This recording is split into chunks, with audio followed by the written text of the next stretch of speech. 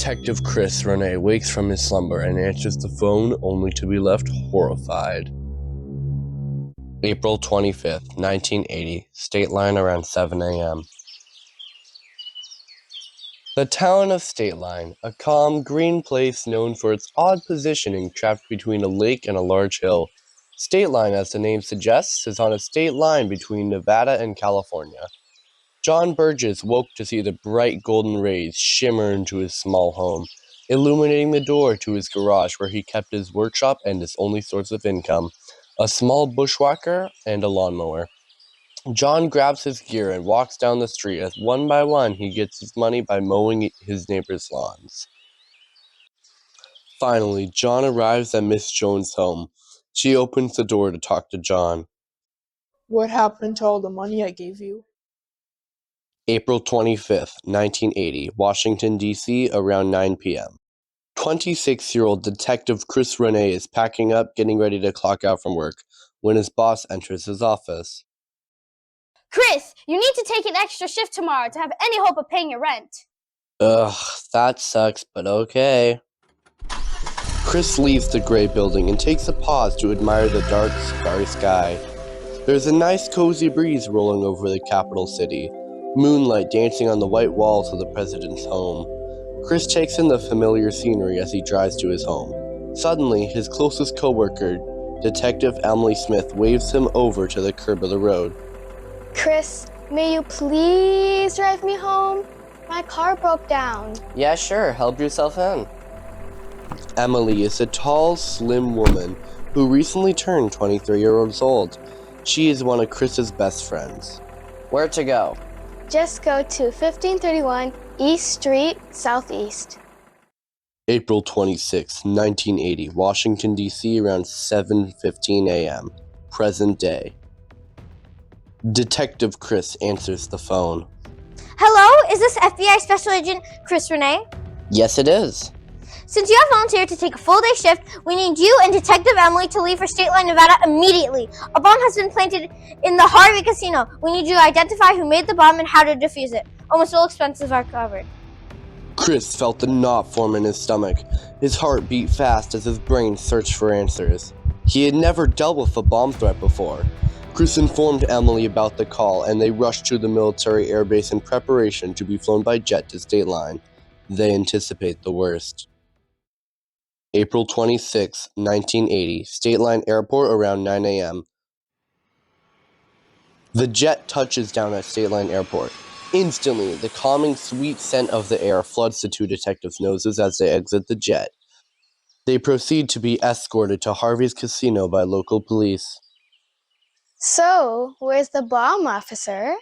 Second floor, next to the security room. Thank you. When Chris and Emily go up the stairs and turn the corner, they are left with confusion. The bomb was a giant metal rectangle with a small metal cube on top.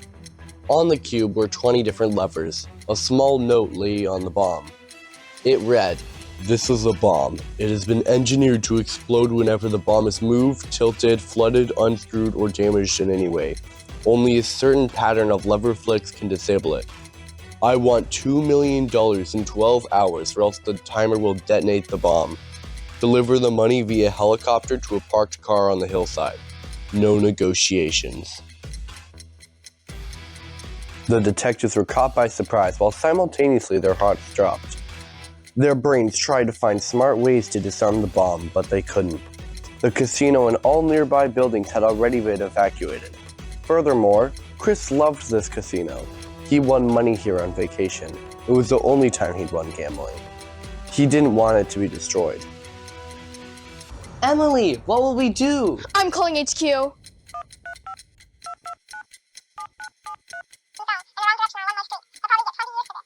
What? They said that under no circumstances will they pay the ransom.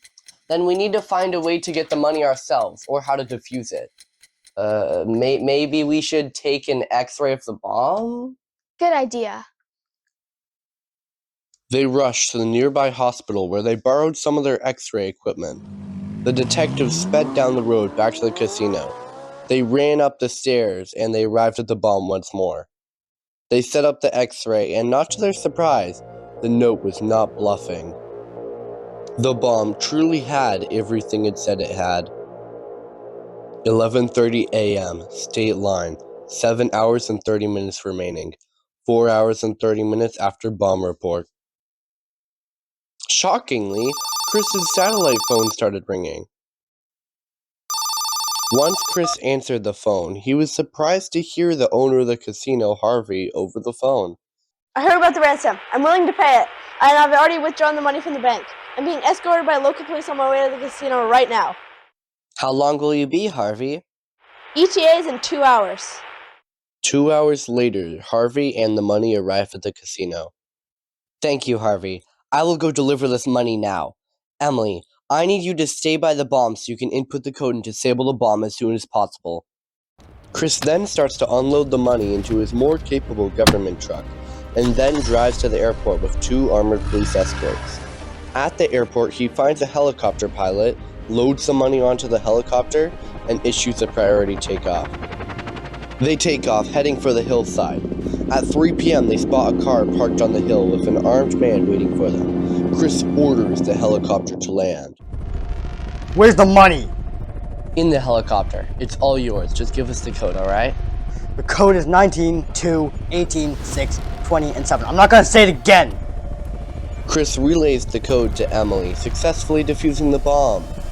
Now leave before I change your mind and shoot you! April 28th, 1980, Washington, D.C., 2 days after bomb defusal. Chris, we caught them. How? They got away. I hid Tracker in one of the money crates. Anyways, the mastermind is here for the questioning. They enter the interrogation room to see a 59-year-old man in handcuffs. Who are you? I am John Briggs. Why did you do this?